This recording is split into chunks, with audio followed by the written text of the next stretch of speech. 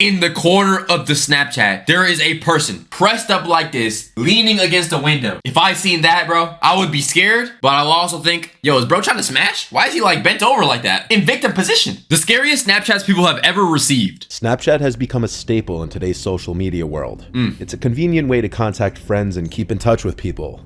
But as we've seen over and First of all, I don't mean but I feel like I haven't touched Snapchat since like 2018, bro. Anybody who uses Snapchat in today's day, bro, you gotta be like low-key 15 years old, bro. The only thing I remember from Snapchat vividly back in the day, bro, people were saving like the weirdest photos in my eyes only, bro. We all took a picture of, you know, our private parts and put it into my eyes only, bro. Be real, bro. Just me? Was it just me? Over on this channel, there can be a few privacy concerns if you're not careful. Let's just jump right into it and look at 3 disturbing snaps people have received and their backstories. Bro, even the concept of snap maps is low-key scary, bro. Having strangers you barely know have your freaking snap map location. They know where you are at any moment. They can come to your crib when you're in the shower and just spread you, bro. What are you gonna do about it? Nothing. Story 1. Bedroom window. For the sake of the person who sent me this, I'll refer to her as Maria. Okay. Maria has an Instagram account with 5,000 followers. Somebody out there can probably unblur all of this and find her, bro. There's probably a stalker watching this video, a Snapchat stalker who's gonna find her, bro. Which is a decent amount, and so she gets a good amount of attention on her profile from men. Okay. Maria has a boyfriend who has not appeared in any pictures of hers on her Instagram. Why is that, Maria? Why is that? Yo, she's cheating, bro. Yo, she cheating. I'm just kidding. My bad. Maria also had her Snapchat username in her Instagram bio, something a lot of people do to allow their acquaintances and friends to add them on the app with ease. This can also open the door to unwanted contact, though. Although she didn't add everybody back who added her on Snap, she at one point had her privacy settings set to allow all people to send her messages and snaps. Okay. Even people she didn't add back. So, somewhat often she'd receive messages and snaps from random guys, usually guys that followed her on Instagram. In her words, often older and creepy. EDP sent her a message? Yo! But according to her, even younger guys managed to look creepy by taking weird angled selfies in dark rooms. Usually the snaps were pretty harmless like this. But True, I remember I used to take snaps like that, bro. It'd just be like update streaks, send a little S to somebody, bro. Get like a 1,000 day streak going. Yo, somebody out there has a streak going on with your girlfriend, man. Day, she received a snap that would lead to her getting the police involved. Maria lives with her family, but often stays at her boyfriend's first floor apartment. This location is not known to anybody except for her close friends who know of her boyfriend, making it all the more disturbing when she received this snap. It was a picture taken through the window to her boyfriend's bedroom. At the time the photo was taken, it's hard to see it in the dark, but Maria was in the bed napping, and her boyfriend was in the living room watching football. Oh, who sent this picture? Yo, no, the answer is they have to have her on Snap Maps, right? Unless, like, what? There was no caption to the Snapchat, making it appear to be some kind of subtle threat.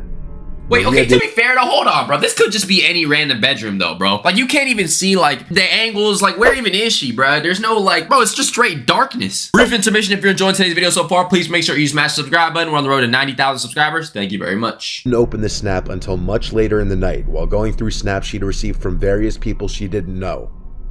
By this time, it was a couple hours after the snap had been sent. She panicked and screenshotted the snap and showed it to her boyfriend. Yeah. From here, he replied to the account on her phone, asking who is this. Upon adding the person back, they saw the account had a pretty high snap score, which for those— John? Yo, who the heck is John? Yo, if your name is John and you're watching this video, bro, you're the problem with the world, bro. You're the reason why people are stalkers on this planet. Actually, no, Papa John's is pretty good. Wait, isn't Papa John's racist? Never mind. Yo, John's, we don't like John. High snap score, which for those of you who may not know, a person's snap score represents how many times they have received or sent a snap. This account having a snap score in the 50— He's a Capricorn, automatic red flag, bro. 50,000 range meant it wasn't likely just a random spam account.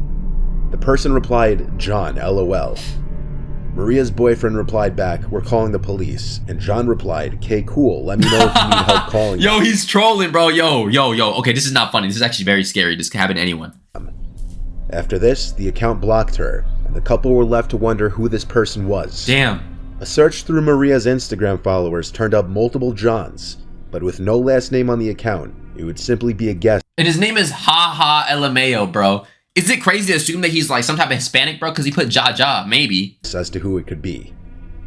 That same night, as the couple was sleeping, a crash from the living room woke them up. Oh my! As Maria's boyfriend ran to check the source of the noise, he found it was the dining room window, which had been shattered, and on the floor was a house brick, presumed to have been taken from a house being renovated down the block. If the couple didn't have a case before, they definitely did now. John is creepy, bro. I'm getting chills, bro. Can I get a chills check? Chills check in the chat. Imagine, bro, there's a random dude outside your crib. You have no idea who he is. You don't know any details. All you know is he's throwing random bricks through your window. What do you even do? You call the police, but the police don't even be helping sometimes. I would not wish this on my worst enemy, bro. Actually, yes, I would. Again, to that kid who bullied me back in elementary school for liking Beyblade, this is gonna happen to you. Called 911 to report the incident. Now that a police report had been made, police would subpoena Snapchat for information on this person's account in hopes to locate the person. The couple was assigned a detective to their case who was supposed to help in identifying the mystery person. However, as the days turned into weeks, little to no information was given. It did become apparent, however, that the Snapchat account had been either deleted or banned because it no longer came up under search results. So now he's just an urban legend or what, bro? What happened? Currently, Maria and her boyfriend have no idea who this person was, and any thought of it being a prank by a friend was out the window. Yeah. And the window was literally shattered by a brick. Yo, if my friend pranked me like this, oh, you owe me $1,000 in damages, and you owe me another $1,000 in emotional damage. How about that? It can boil down to a stalker being jealous of her boyfriend, but this would also mean that Maria was followed to her boyfriend's house. And her location is compromised. So let's just say John knows where you are. What about John's friends? What about Jane? What about Billy? What about all his other homies, bro? They know where you are at all times, bro. You're a walking victim. Damn, bro. Prayers to Maria. That the perpetrator would know where she lives as well. Luckily, with security cameras becoming more prevalent on houses, these kinds of crimes are becoming more difficult to get away with. But in cases like this, where there's an absence of any cameras, unfortunately people may still be able to pull these kinds of crimes off. Yeah. 3 months later, and Maria and her boyfriend haven't seen any new activity at either of their homes. God, bro. I thought he was about to say 3 months later, Maria was caught with her boyfriend and a dude came in and victimized them both or something, bro. Unwanted guest. I've had a lot of unwanted guests, bro. You ever have your mom be like, yo, put on your clothes, you know, guests are coming over, and it's like, bro, who even are these people, bro? You're not my family, man. This next story comes from a college student named Tom from the University of Kentucky. Tom shares his location on the Snap Map feature, which if you've been around my channel for Why did I think this was Kirk and this was supposed to be Charlie? I think I'm just brain rotted right now, bro. a while, you know how things can sometimes turn out with that. Tom lives in a house off campus with 4 friends in a downtown area by a bunch of bars. Okay. The squad of guys often walk to and from these bars at night on the weekends. The night in question was no exception. Tom was on his way home from a nearby college bar, about a 15-minute walk from the house. At some point while walking home, he was on a quiet residential street with woods on one side. I don't like this setup, bro. Already, bro. I see woods, I see trees, bro. No friends, it's just you alone. You're just asking to get touched. He heard someone walking behind him. He turned to see a man holding out something in front of him, walking about 10 meters behind him. He couldn't tell what he was holding, but he didn't stare for too long because he didn't want to draw negative attention to himself. Okay. He noted that something about the sight of the man seemed ominous, though. The man was behind Tom for a while, until he turned to the block with his house on it. At some point before making it back, the man was no longer behind him. At least not that he thought. It was only after he made it back inside the house that he got a notification that he received a snap from his friend Luke, one of his housemates, who was home at the time. Luke had lost his phone that night though, so okay, hold on, wait, backtrack a little bit. Okay, first of all, if you're walking on a street, right, and there's a dude behind you walking, and this dude is not making a left, he's not making a right, he's just walking, what I'm gonna do, I'm gonna turn, and then I'm gonna sprint, full sprint, Usain Bolt, I'm running. Or I'm gonna make a left, make a right, try to make a detour or something. I'm not going straight home to get followed home by some dude potentially, bro. So y'all don't have like spatial awareness sometimes. Receiving a snap from his Snapchat account meant that somebody had his phone. Tom called his housemates downstairs before opening the video. He also turned his screen recorder on to capture the snap, and this is what they saw. What? Oh my god. He's recording you. Run! Run!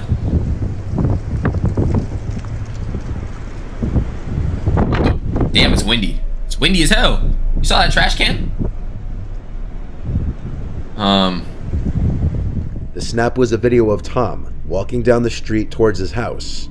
It was the man he had seen walking behind him, and what he was holding out in front of him was apparently Luke's phone. They had the idea to check. Wait, I don't get it. So the guy recording the video, is he the guy who's following the dude home? Or is he the friend? Wait, or does he have his friend's phone? Huh? The location of Luke's phone on the snap map, since he had his location enabled, as did Tom. The location of his Bitmoji was last updated 9 minutes ago, and its location was right on top of their house. So the three guys who were currently home ran around the entire property with all the outside lights on to light up the area. That dude is in your house right now. He's in your walls. They didn't find the man with the phone, but oddly enough, Luke's Bitmoji moved just a tad as it updated again, yet it was still on top of the house, meaning whoever— He's not on top of the house. Oh my God, I got chills. Now, okay, now you can actually check him. Look. He's not on top of the house. He's under the house. He's in the basement. whoever had the phone had to be somewhere that they were overlooking. After a while, the guys thought to lock the phone using the Find My iPhone feature, and then have it play a sound. When they did this, they were confused to hear the beeping sound of the phone coming from inside the house, followed by stomping of someone's shoes and the front door slamming shut. Oh my God. Luke's beeping phone was still inside the house, but instead of going straight for that, the three guys ran outside to chase after whoever just ran out the front door. By the time they made it out onto the street, they had no idea which way the person went. Damn. They were out of sight. Then why did you lock the phone, idiot? Now you can't see the location, bruh. And they could have been hiding anywhere. After checking the neighbors' yards, the guys went back inside to retrieve Luke's beeping phone, and Tom claims they found it right in the pantry closet, meaning the man was hiding in there for however long. Oh, never mind. He's good. He just wanted some snacks, man. He just wanted a freaking Uncrustable, some Lunchables, a Capri Sun, man. He was in the pantry just eating up. He's good, bro. He wasn't like a weirdo or nothing. Nah, give him a pass, man. At first, one could have maybe assumed that the person who had the phone was trying to return it, until it was discovered that that person was literally hiding in their house. No, bro, no. Like, what? If you ever thought that, you are gonna get victimized in a horror movie first. This guy was on some weird timing, all jokes aside. Assuming all the details in the story are true, if I had to guess, the man who had stolen Luke's phone knew who he was somehow and was following Tom through his SnapMap Bitmoji location all the way up to their house. There are some missing details though, like how the phone was stolen, what the method of entry to the house was, and if Luke and the rest of the guys in the house had any sort of enemies or people out to get them. No police action was taken apparently. The Snapchat Intruder, Story 3. In 2015, an Australian Redditor with username Skinna555 took 3 Snapchat videos of his parents' exotic birds and put them on a Snapchat story. The hell? What followed next was downright disturbing. Skinna and his girlfriend recently moved into his childhood home with his parents while their own house was being built.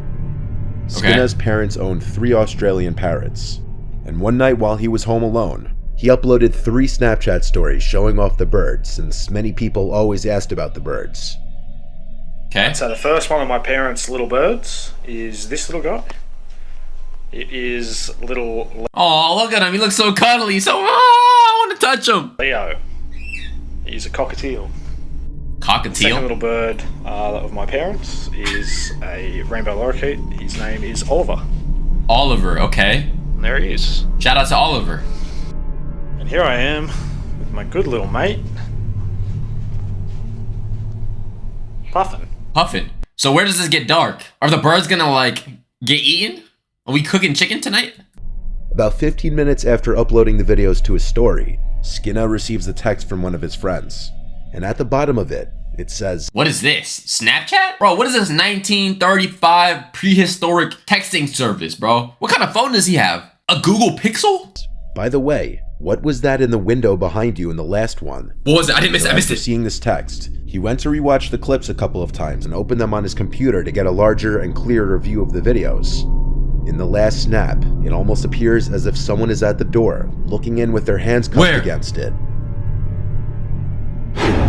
Oh my God. In the corner of the Snapchat, there is a person pressed up like this, leaning against a window. If I seen that, bro, I would be scared, but I'll also think, yo, is bro trying to smash? Why is he like bent over like that? In victim position. But it's hard to say for sure because of how briefly the door is in the frame. But whatever it was not in the first snap when that same door was in full frame. It's gone. Skinna was home alone at the time, and to add to the mystery, that door led to the backyard, which was only accessible through a single gate which had been locked. The theory that it might have been a reflection doesn't hold up, because the sliding glass door was half open, and all that stood between the figure and the inside of the room was the fly screen door, which would not have been able to cast any reflections. Whatever was at that door moved in the matter of seconds that passed between the first and third snap. When Skinna was a young child, around 10, he started to commonly experience sleep paralysis, which could— Whoa, okay? Where did these added details come from?